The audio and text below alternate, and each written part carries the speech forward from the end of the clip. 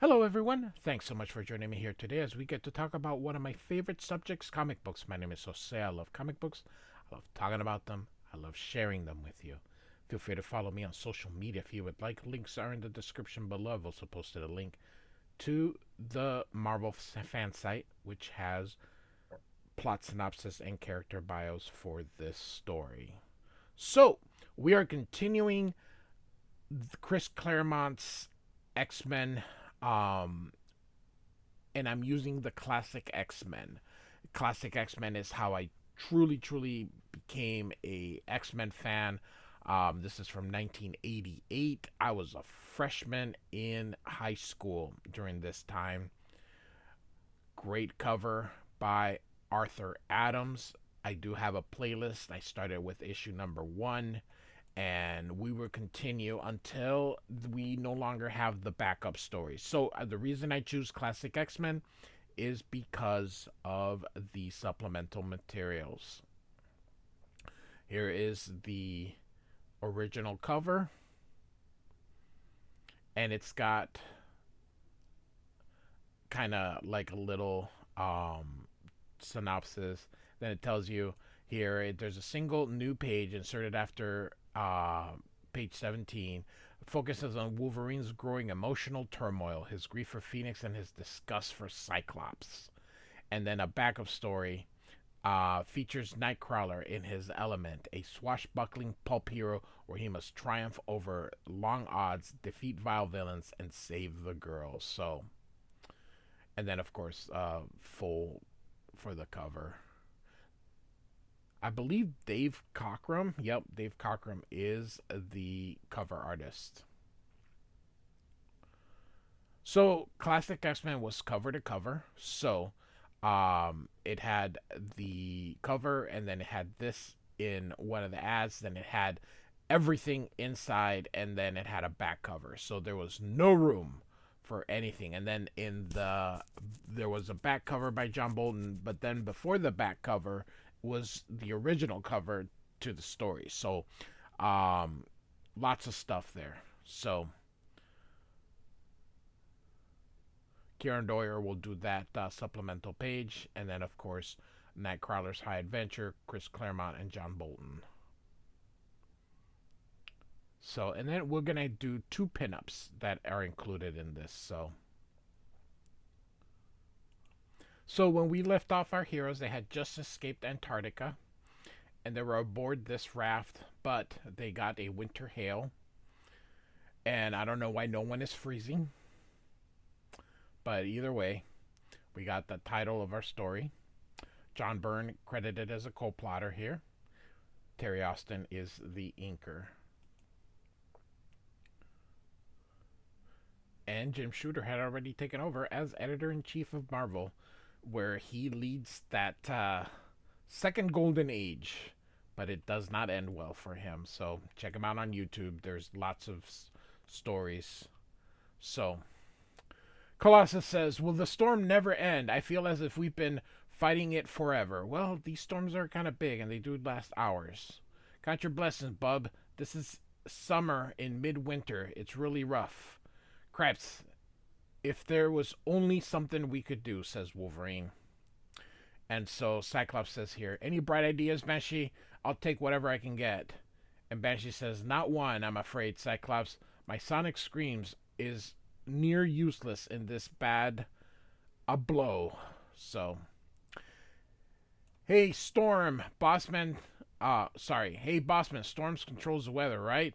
How come she ain't using her powers to calm things down around here? And Storm says, "What do you think I've been doing, Wolverine? Even my powers have their limits." So, and I fear I passed them long ago. Wait, something near the horizon. Goddess be praised. So, Storm sees something, but we, the readers, are not privy to it. So, but then here we are. It's a ship.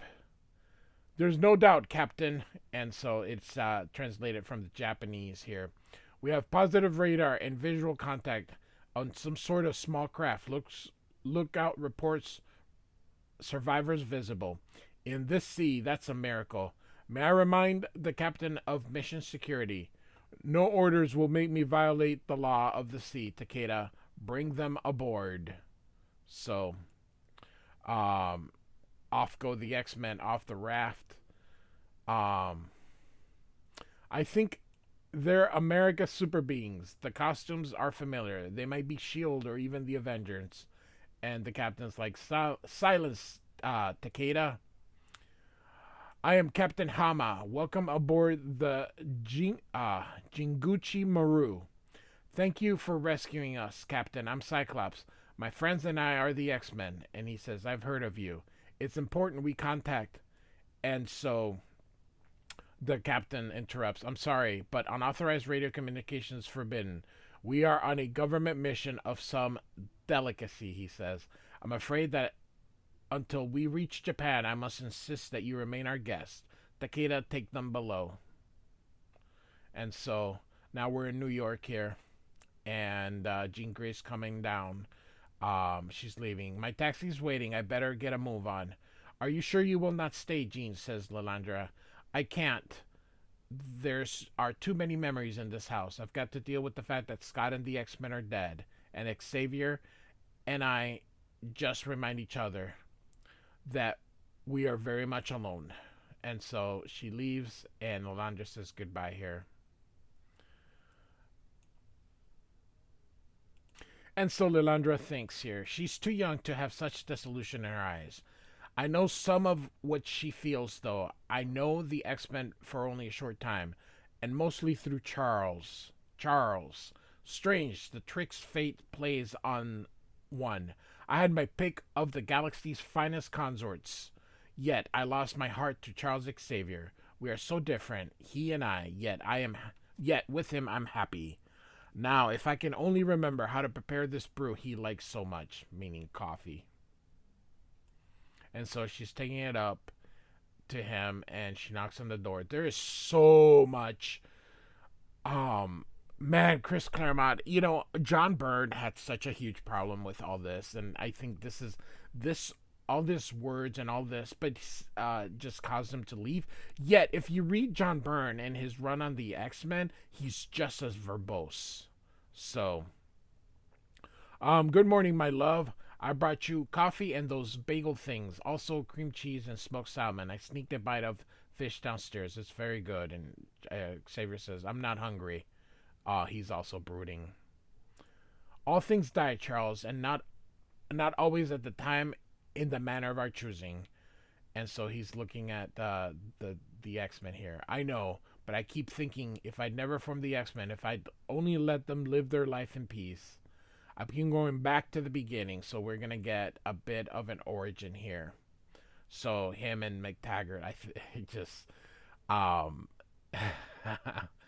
man, this guy got some tail for a bald guy here. So not that bald guys can't be handsome. It's just that it's Xavier. I guess I don't think of him as some kind of hunk. So I was working toward my doctorate when I met Moira McTaggart. It was love at first sight for both of us. The years that followed were the happiest of my life. We talked of marriage. But just before that talk became a reality, I was drafted. Moira promised to wait here. So here we have them, and we have the kissing. And he was in Korea, I believe. I don't think it was World War II. I think it's Korea. And so I was in the hospital recovering from battlefield wounds when I got her letter. She was breaking our engagement, returning to Scotland. She would not say why, and she told me not to follow her. She wouldn't reply to my calls and letters. And when I tried to see her, I was turned away. So here you can see him kind of all getting, it'll all be explained soon. When I was young, I thought these were like, him was coming to see the guy paint, but it's Charles wearing so I'm just saying, when I was younger I thought that. I went a little crazy. Then I became a nomad bumming around the Mediterranean. Eventually I came to the Isle of Kyrinos. The people there needed my help. In return, they gave me the care and love I needed to burn the psychic poison out of my system. In time, In time, More a whole man than I've been in ages. I left Carinos and moved to Cairo. There was no particular rhyme or reason to my actions. I was young, I had money, I had no real desire to return to the States, and my research into genetic mutation. And so, um, this is Storm here. There were still too many pieces of my life I had to sort out before I could begin to work effectively. Besides, I was enjoying my vacation, as these two, I think, are haggling here. I had no idea as I strolled through the city's main bazaar that I was being closely watched. I wasn't expecting trouble. I'd let my psychic guard slip a little. Before I knew that anything was amiss, I felt feather light fingers reach for my wallet. You can see Storm take and heard a bubbling telepathic laugh inside my mind. The pickpocket was very young and very skillful, as Charles says, "Hey," and this is Storm, by the way. I think I know I mentioned it, but I gave chase. I almost lost her a couple of times. She knew the neighborhood, and I could slip and could slip through the openings I couldn't. I used my mental powers to keep track of her, but that soon proved harder than I anticipated. Her thoughts were as elusive as Quicksilver.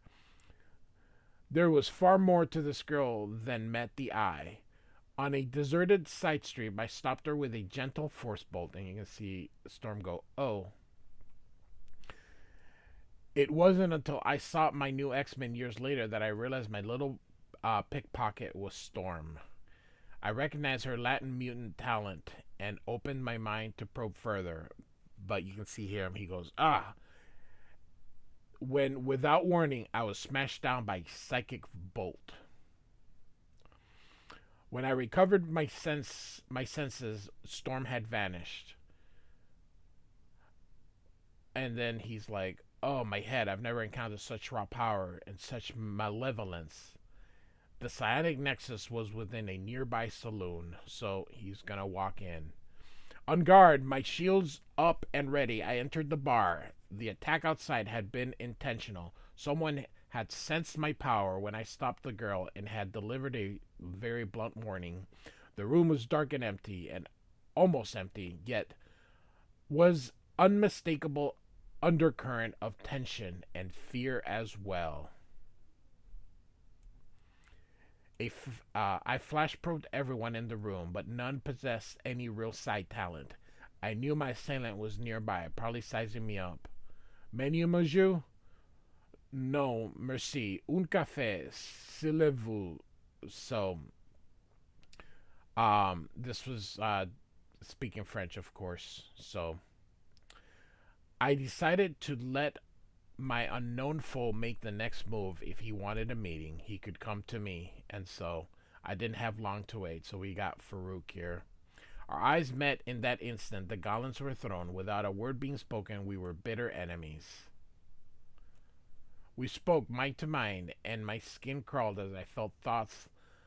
It was like swimming in a sea of maggots. And he says, "I am Amal Farouk. I rule what you tourists call the Thieves' Quarter. Who are you, my friend?" And Professor X says, "A stranger." "I bid you welcome, stranger. I own this establishment. Should you wish to partake in any of this manifold delight, you have but to ask." "Thank you, no. Your loss," he says. "I sense we were kindred spirit. You and I. Join me, stranger. I will show you pleasures and power beyond your wildest imaginings." "At what cost to your victims, thief masters? Does the lion concern himself with the feelings of his prey? He takes what is his by right, as do I. Many have tried to stop me. All have lived to regret it. You and I are mutants, telepaths. We have exceptional abilities, but we also have a responsibility to those abilities for the benefit of our fellow man. We're no kindred spirits about Farouk, and I swear I will not rest until you're brought to justice for your crimes." And he says, "So be it." And so, Professor X gets out with his what we would call the Astral Force. They're gonna fight psychically, and Farouk says, "I sense fear in you, stranger. Are you sure you haven't bitten off more than you can chew? And he says, only a fool is without fear, Amal Farouk. And he says, a fool or a corpse. So they're going to fight in that astral plane, I guess. So, um, I like how they make themselves look so, in their own minds, how handsome they are. So Professor X says he's very afraid, like back in Korea. And so Amal says, and infidel, as the challenge party, I also claim the choice of weapons. And you can see him here on guard. So suddenly the two of them are kind of like gladiators. So um, Farouk tells him how experienced he is, and Xavier doesn't really have um, a chance. And here you can see he hits him from behind, and of course that actually causes a real wound, which means that if he dies in there, he will die out here. And so they kind of keep going here. I'm just gonna not read all these things. Just know that Farouk is getting the upper hand, and Xavier's sort of letting him um, get that upper hand. Um, but as he had basically grabbed him, he was able to um, use his powers basically to destroy him. And so, and then nothing. The battle was over, and I had won. So you can see Xavier getting up, Farouk falling, and Xavier walking out. He still has the back. Um, I left. As I left, I remember Farouk's last words that physical death would be instantaneous, but that the mind, it would take forever, infinite, never ending agony. He meant that end for me, only to have it uh, claim him instead. Sorry. I was in his mind when he died. It was like a guided tour of hell. Amal Farouk was the first evil mutant I'd ever met. The first who made me realize how truly deadly mutant powers could be in the wrong hands. Then and there, I found my life's work to bring mankind and its mutant children together in peace and harmony, and to protect humanity from creatures like Farouk. From Cairo, I moved east, from Israel to India, finally to Tibet. Be I fought the world be alien conqueror Lucifer and lost use of my legs, and that was way back in the original X-Men number 20. Eventually, I came home and formed the X-Men. First, the old team, then the new. Then became my they became my family. I loved them so much, and so I don't like this screen tone. This screen tone just doesn't work for me. So, and of course, Lilandra, being such a a warm heart, says, "Charles, my love, hear me. Your children, your X-Men, have grown and left you, or they are dead." Good bedside manners. You cannot start again. There's nothing for you here, my darling. You have done your share and more. Let others bear this burden. I offer you my heart, my soul, my life, my empire. Come home with me. Leave Earth? I can't. Why not? What's to keep you? I love you, Charles. I want you to be with me. And Charles says, I love you too, Lilandra. Yes, I will go with you, wherever that may lead me. So, we're getting here at an epilogue. We're at JFK. And so, um, there's a flight going to Tokyo. And here's Misty Knight says, well, now what's a nice gal like you doing in a place like this? And Jean's like, Misty, you got it, Red. Your erstwhile roomie in the flesh. How are you? I heard you were in the hospital. Yup, I went swimming in the Hudson. And caught a nasty bug. But I'm okay. How about you? No complaints. I'm grabbing a fast vacation. Hey, you got time for a cup of coffee? And she goes, I wish. I'm late for my flight already. I've got to help Colleen out on a job in Tokyo. Write postcards, hun, and give my love to Scott. And she says, sure. So after Jean says, sure, um, she waves at Misty at the airplane. I love that. Like, okay. So Misty Knight was in the pages of Iron Man. No, I'm sorry, Iron Man, Iron Fist. That Chris Claremont was writing at that time. So, and we get one more epilogue. Originally, the story ended here, but then we get the supplemental material. So, epilogue 2 in the South Pacific. He looks at this picture every day as though the act of visualizing her will somehow bring her back. The thought of her dead, of her being dead. Hold on a second. I'm sorry. The thought of her being dead tears at his gut. I was thinking tears, but no, it's tears at his guts. A pain even healing power can't make go away. Yet Cyclops, who's supposed to love her, acts like he doesn't feel a thing. All that matters to him is putting the X-Men through their paces. So you can see the X-Men are practicing here. Drilling them, honing them more and more into a team. For Cyclops, the leader, Wolverine can't deny a grudging aspect, but for Scott Summers, the man, and Nightcrawler teleports and says, think fast. And then Wolverine kind of grabs him here. Wolverine, my God, relax. This is only an exercise. We're only playing. He says, sorry, I was thinking about someone else. And Wolverine, Nightcrawler says, well, whoever that poor soul was, is if this is any indication of the way you feel, heaven help him. And Wolverine is staring at Cyclops. And Cyclops, I have just informed the captain. I sense a storm coming, a bad one. And Cyclops finally says, in some ways, Ororo, it's already here. So next is Submergence of Japan, which would have been in the other place, which we will see here. Some of the changes here.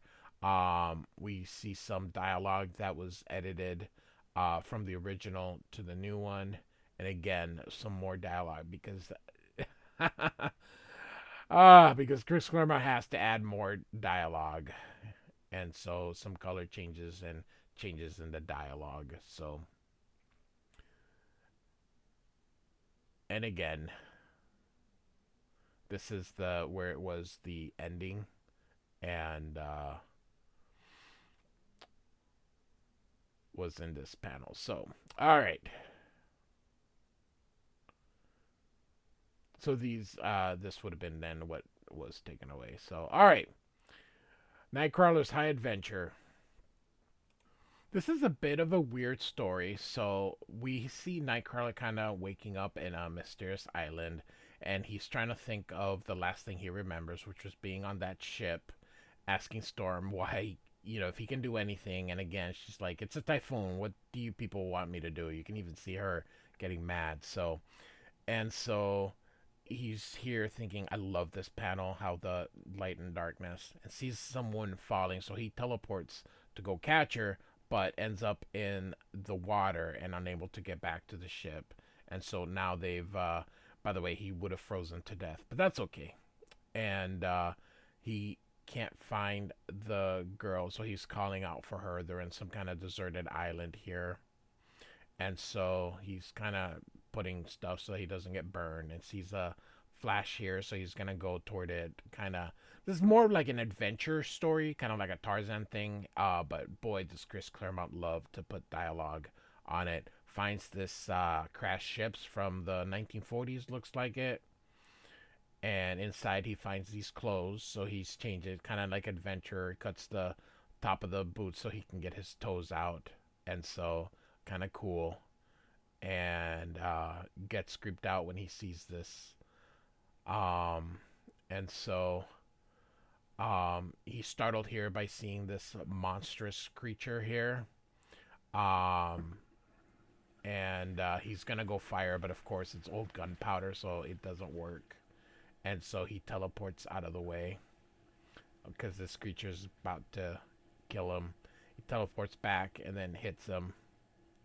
And so this is a life preserver that she was wearing, and the emblazoned something on the armor. So he decides that he came from the middle, which is this volcano, so he's gonna make his way in there. And when he gets in there, you can see here the volcano, very sci-fi-ish.